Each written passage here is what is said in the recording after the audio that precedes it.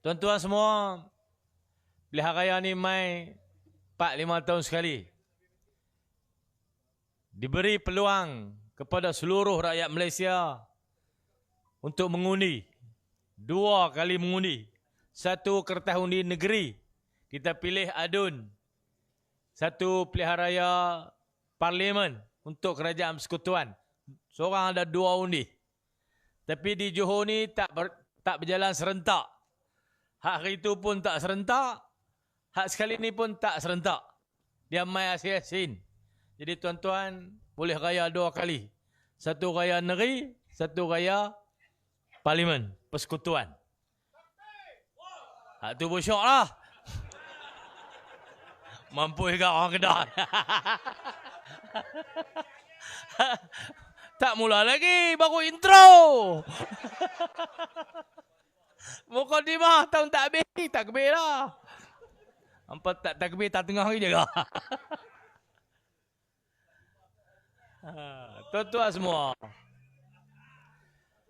hak ni diberi oleh perlembagaan.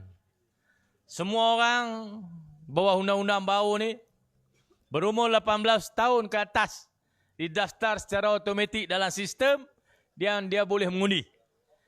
Penting mengundi ni untuk pilih pemimpin, pilih parti yang akan bentuk kerajaan. Kalau tuan-tuan silap pilih, dapat PH. Pandai pilih, dapat PAS. Tak berapa, tak ketahuan nak pilih mana, dapat BN.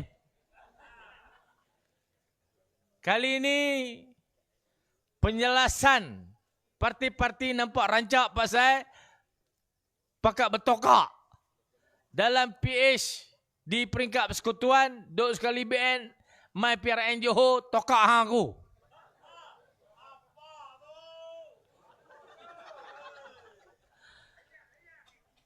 Di sana dia umdap, di sini dia dak.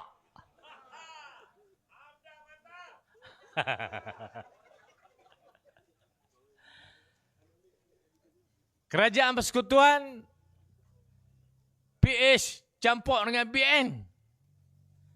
Mai di Johor ni, asin-asin, lawan. Dia mau 56, kau ni pun 56. Kita masuk duduk tengah, cerak. Boleh undi kat kita.